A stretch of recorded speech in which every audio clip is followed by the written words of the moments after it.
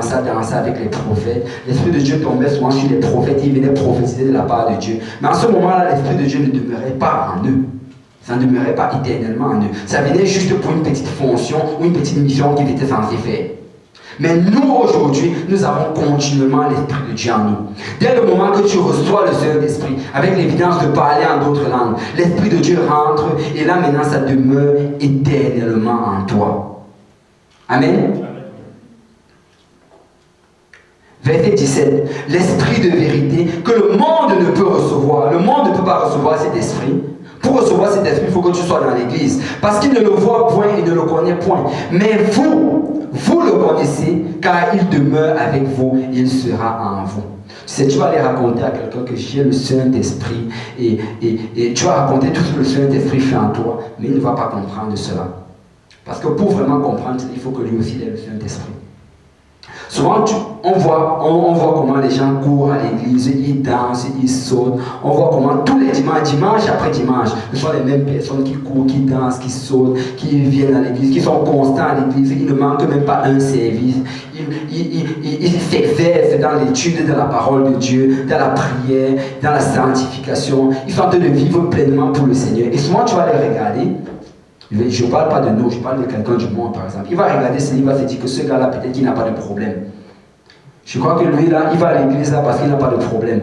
Parce que s'il avait des problèmes comme moi là, il allait arrêter d'aller dans l'église, il allait commencer à se chercher un deuxième travail. Ou bien il allait peut-être aller souvent prendre des vacances, aller souvent dans les retraites seul, je ne sais pas, peut-être à Cancun ou je ne sais pas trop quoi.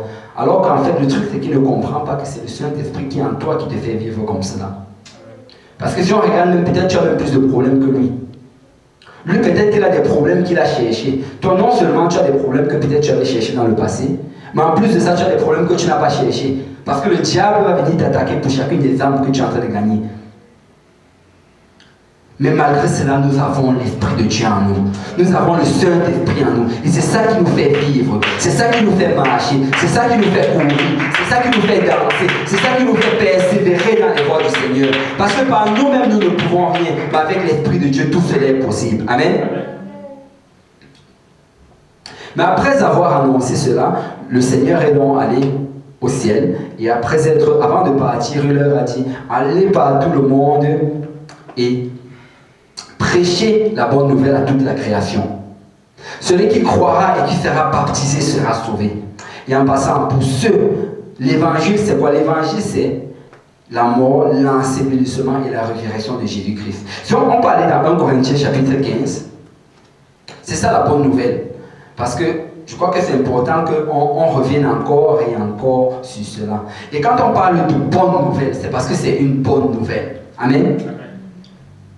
On a tendance à souvent dire bonne nouvelle d'une manière légère, que c'est ça la bonne nouvelle. Mais quand on parle de bonne nouvelle, c'est une bonne nouvelle. Et quand on parle d'une bonne nouvelle, c'est une nouvelle qui t'apporte une réjouissance. Amen. Donc ça, c'est une bonne nouvelle. Ce n'est pas une mauvaise nouvelle, mais c'est une bonne nouvelle. 1 Corinthiens chapitre 15, à partir du verset 1. La Bible nous dit, « Je vous rappelle, frères, l'évangile. » L'évangile, ça signifie bonne nouvelle. L'évangile que je vous ai annoncé et que vous avez reçu et dans lequel vous avez persévéré. Donc non seulement l'évangile doit être annoncé. Si tu n'acceptes pas que l'évangile te soit annoncé, c'est que là tu te disqualifies déjà de toi-même. Tu dois accepter que l'évangile te soit annoncé. Elle va être annoncée par quelqu'un. Ça ne va pas être par un ange du ciel. Ça ne va pas être par Jésus-Christ dans un songe, parce que Jésus ne prêche pas l'évangile, les anges ne prêchent pas l'évangile, seuls les hommes prêchent l'évangile, parce qu'ils sont récipiendaires de l'évangile. Donc elle doit être annoncée par un homme. Et Paul dit que c'est moi qui vous ai annoncé cet évangile. Que vous avez reçu, il faut que tu reçoives l'évangile. Si on te dit quelque chose et tu ne reçois pas, ça ne t'aurait servi à rien. Tu dois recevoir. Et quand tu reçois, il y a un acte qui suit cela.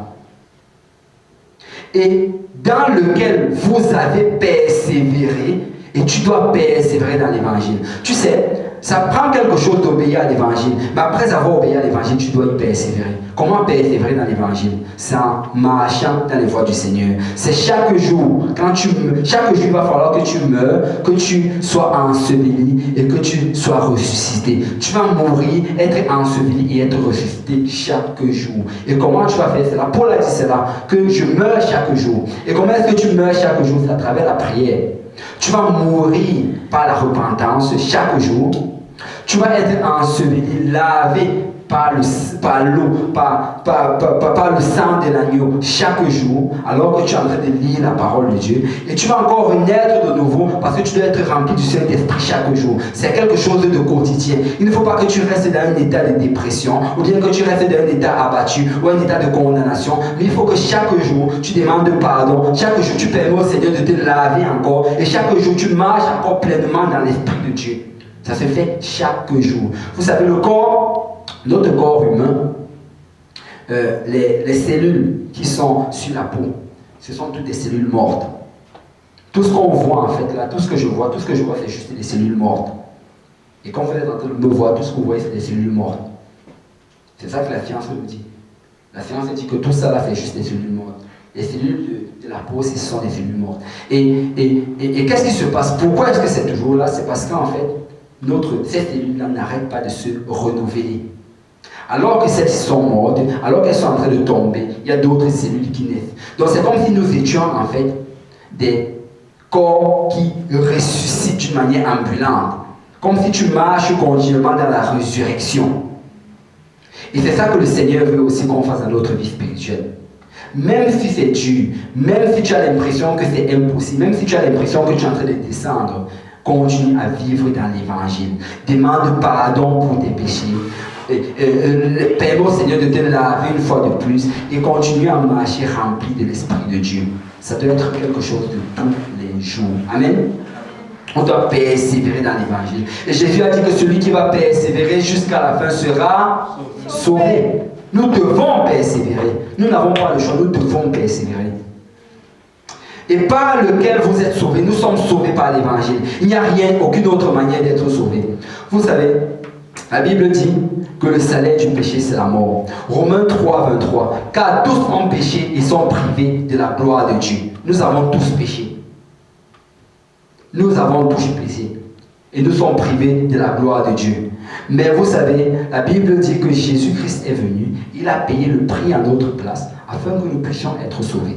Et pour être sauvé, il a dit ceci dans Jean 3, verset 5. Jean 3, verset 5, il a dit à Nicodème, en vérité, je te le dis, si tu n'es d'eau et d'esprit, tu ne peux entrer dans le royaume des cieux.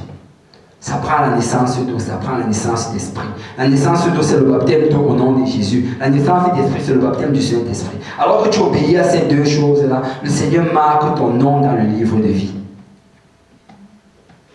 Tu dois y obéir. 1 Corinthiens chapitre 15, verset 2. Et par lequel vous êtes sauvés, regardez bien, par lequel vous êtes sauvés, si vous êtes sauvés par l'évangile, si vous le retenez tel que je vous l'ai annoncé. En fait, il y a un moyen, il y a une manière d'obéir à l'évangile. Si tu le fais d'une autre manière, ce n'est pas bon. Parce qu'il a dit que vous êtes sauvés uniquement si vous le retenez tel que je vous l'ai annoncé. Autrement, vous auriez cru en vain. Ce n'est pas à nous de définir la manière comment on va être sauvé, c'est à Dieu de définir la manière qu'on va être sauvé. Parce que si tu essaies de définir la manière que tu vas être sauvé, si tu décides que, ok, moi j'ai juste besoin de faire la prière du Seigneur, je reconnais le Seigneur Jésus comme mon sauveur personnel, et que tu ne te fais pas baptiser au nom de Jésus pour le pardon de tes péchés, tu ne reçois pas le Saint-Esprit, c'est que là c'est ta manière, ce n'est pas la manière du Seigneur, et là tu aurais cru en vain. Tu vas te retrouver le jour du jugement dernier devant le Seigneur.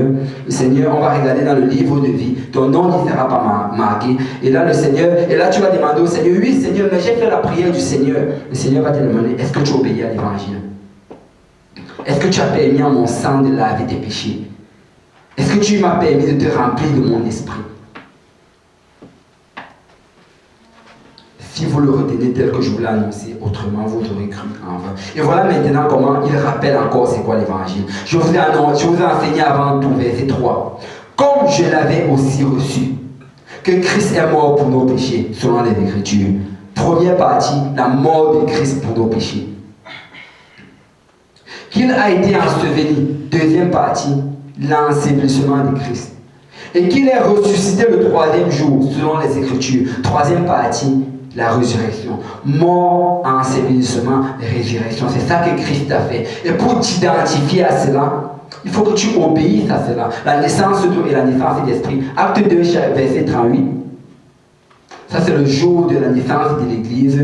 Et le jour de la naissance de l'Église, Pierre s'est levé, il a prêché le premier message de l'Église. Après avoir prêché le message de l'Église, les hommes qui étaient présents ont demandé: qu'est-ce qu'on doit faire, Pierre? Qu'est-ce qu'on doit faire pour obéir? Tu nous dis que Christ est mort. Tu nous dis que Christ est enseveli. Tu nous dis que Christ est ressuscité. Mais qu'est-ce que nous, on doit donc faire par rapport à cela? Et Pierre leur a dit, acte 2, 38, repentez-vous. La repentance, tu demandes pardon au Seigneur pour tes péchés. La repentance, en fait, ce n'est pas la confession. La repentance, c'est une décision de faire un demi-tour. Ça veut dire que tu mentais, tu volais, tu trichais, tu faisais tout genre de péchés. Mais dès le moment que tu veux te repentir, tu demandes pardon au Seigneur pour tous tes péchés. Et là, tu fais un demi-tour. Tu commences à marcher dans le sens opposé. Tout ce que tu faisais avant, tu le laisses en arrière et tu vas dans le sens opposé. Tu commences à produire des œuvres de justice. C'est ça la repentance. Repentez-vous. Et ça symbolise, et le symbole de ça, c'est la mort de Christ. Quand Christ est mort, c'est ça qui symbolise notre repentance aujourd'hui. Dans quel sens? Dans le sens que quand tu te repens, tu meurs en toi-même. La personne qui mentait, la personne qui volait, la personne qui trichait est morte. Maintenant, c'est la personne qui vit dans la justice de Dieu. Amen. Deuxième partie. Que chacun de vous soit baptisé au nom de Jésus-Christ pour le pardon de vos péchés. Le baptême se fait au nom de Jésus pour le pardon des péchés. Il n'y a pas d'autre manière. C'est Pierre qui l'a dit. Et tous les apôtres et les disciples dans la parole de Dieu se sont fait baptiser au nom de Jésus pour le pardon des péchés. Acte 4, verset 12, la Bible nous dit: car il n'y a de salut en aucun autre, car il n'y a sous le ciel aucun autre nom qui était donné parmi les hommes par lequel nous devions être sauvés. Il n'y a pas d'autre nom. Le seul nom qui nous sauve, c'est Jésus. Le seul nom avec lequel on a le pardon de nos péchés, c'est Jésus. Le seul nom qui nous purifie de nos péchés, c'est Jésus. Pourquoi? Parce que Jésus signifie Jéhovah Sauveur. Jéhovah qui est devenu notre Sauveur. Donc que chacun d'entre vous soit baptisé au nom de Jésus-Christ pour le pardon de vos péchés. Quel que soit le baptême que tu aies fait dans le passé, et si tu n'as pas encore été baptisé, il faut que tu sois baptisé au nom de Jésus. Parce que alors que tu te fais baptiser au nom de Jésus, non seulement l'eau du baptême, parce que le sang